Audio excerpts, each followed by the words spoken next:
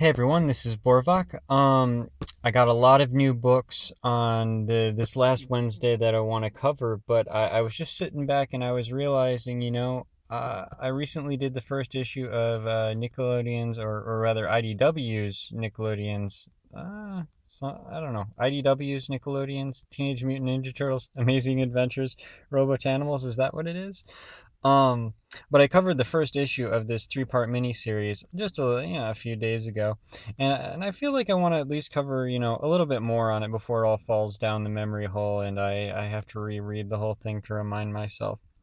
So I'm going to jump right in.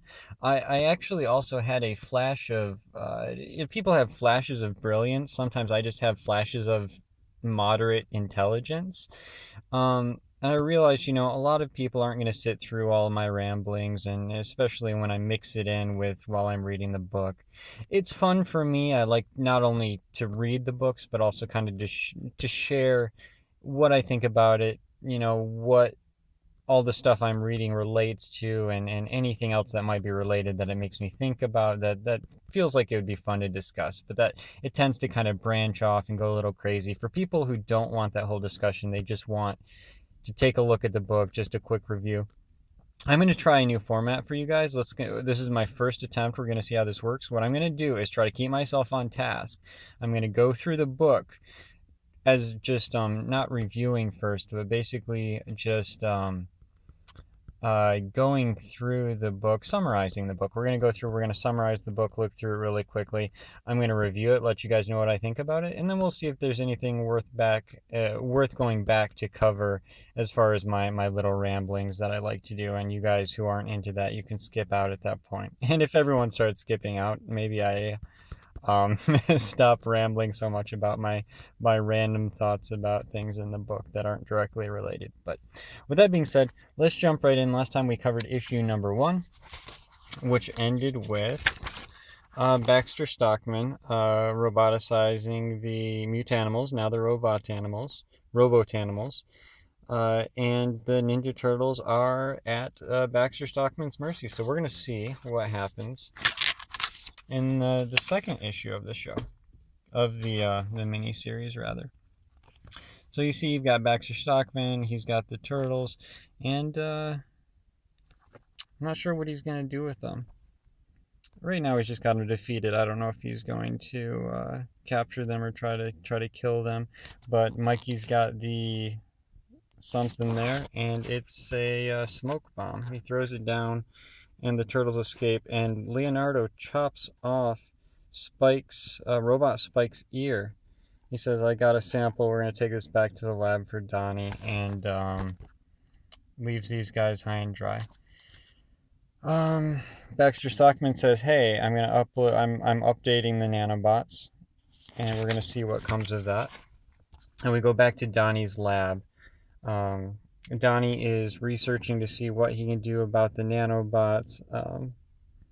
Michelangelo throws Ice Cream Kitty on Raph's head to cool him off. That's funny. Ice Cream Kitty is from the show. It's a mutant ice cream kitty, I guess, lives in the freezer. It's a goofy idea. But Baxter Stockman's upgrade is actually making Spike's ear, I guess, evolve, change, and this thing is becoming a potential little danger. So he's working on it. Raph's gonna stop this, and Ice Cream Kitty is even helping out. Oh my goodness. But the thing here is Donatello is trying to basically create an anti-nanobot. He's trying to reprogram the nanobots, and everyone's, asking him to hurry up and getting in his way. But he's going to test out. He's got an idea. He's going to test it out. He throws it in there, runs the update, and it explodes. So obviously that worked to kill the nanobots, but he's not going to want to do that to his mutanimal friends. He wants to get something that's going to kill the nanobots without exploding them. So he's going to keep working on that. April and the other guys show up. April and Casey show up, and they're here to help, but Donatello isn't too sure about this help. They're all just causing trouble. They start arguing. And Splinter hears this, and he tells him he was meditating, and he sensed that they were having trouble and that they were going to need to work together if they were going to overcome their technological horrors. And Mikey is really surprised. I like this part. He says, "You picked all that up just by sensing?" And he says, "Yes, with my prominent ears." You got the sparkles there. I'm hearing all this in the voices of the voice actors, by the way. Whoever did his voice was great. All the voices here. I hear him as Ron Paulson. Is it Rob? Ron? It's Paulson. I forget whether it's Rob or Ron. I should look that up. But they're going to team up. They're over their differences. They're going to team up. They're going to get their friends back. So Donnie was able to reprogram some nanobots, and these are going to help out, hopefully, but he's only got one capsule of them. They're talking about April is actually part mutant, which I'm not sure exactly how that works, but she does have powers. She is part mutant. So the nanobots that Baxter Stockman has apparently only work on mutants, so Casey's immune. But April, we're not sure. She says she'll be okay, but, you know, she's got psychic powers that'll protect her, but we'll see. They drive up. They got a few mutants here, and they gotta fight them. So these are... I didn't know these guys.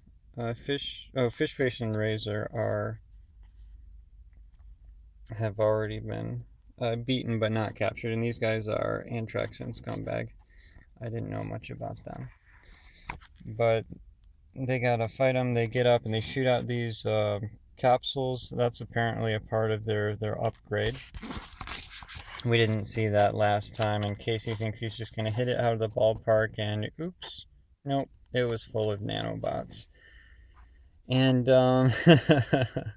he says it's like breathing in kitty litter, but it's affecting her a little more. So that was teased that she might be affected, and she's being affected. So April's out for the count for now. They're fighting off the robots, and here come their Robotanimal friends from last time.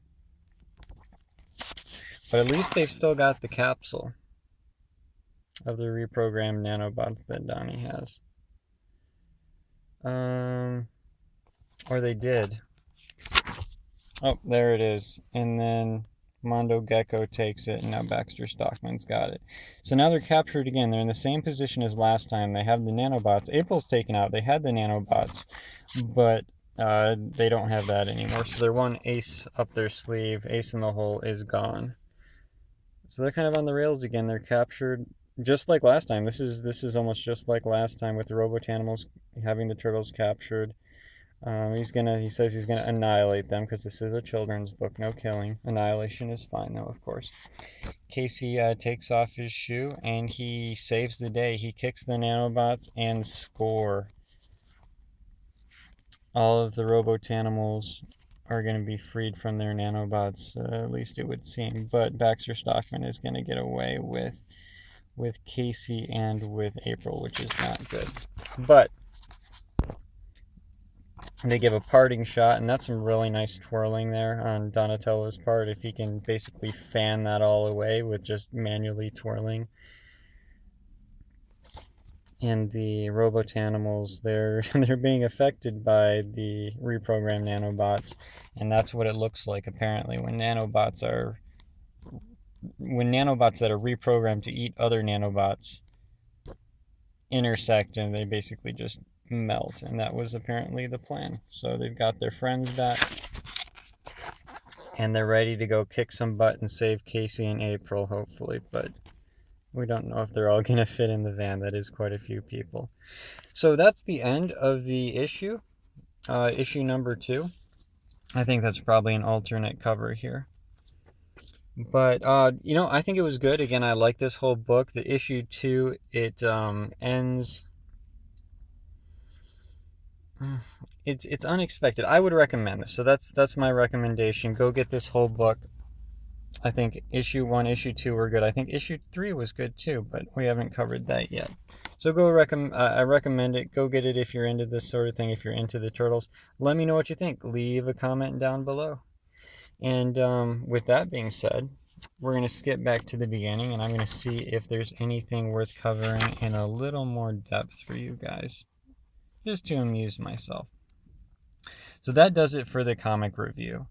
To get a little more in depth into things, I don't know if there's anything else to cover. I do still like the art throughout all of this. Really stylized, really good, really indicative of the 3D animated series, without just taking advantage of the two-dimensional traditional artwork style of the comic and not trying to just either trace over 3D or actually just screenshot 3D. They're taking full advantage of the 2D art. I like that. I don't know. Michelangelo's cutting off this guy's ear. Again, I don't know how science works in this universe, but if wiping their brains while they're robots would wipe their animal brains, I would say human brains, but they're not humans. If it would wipe their mutant brains once they're detransformed, then would cutting off a robot ear cut off his ear when he's detransformed? Apparently not, because Leo's not worried about it. Either that or he's just willing to make the sacrifice of Spike's ear to save them all. But no, I don't think so.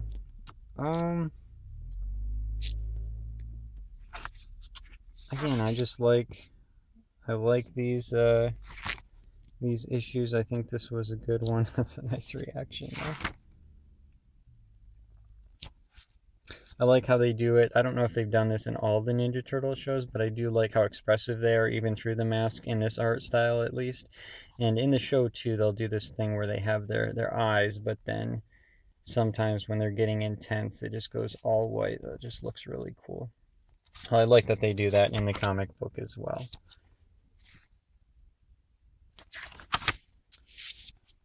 And I guess that's all I have to cover on this issue. Again, I recommend this book, Teenage Mutant Ninja Turtles Amazing Adventures Robotanimals, released by IDW, owned by Nickelodeon. Go have a look for yourself and let me know what you guys think. I guess I didn't have much to ramble about on this issue. Maybe forcing myself to stay on task my first time through it helps me. I don't know. We'll see. Let's see if this works. I'm going to get better at this as we go on, hopefully. But this is going to be a quicker video. I like that it's quicker. Let me know what you guys think. Leave a comment down below, and I'll talk to you guys later. Thanks. Bye.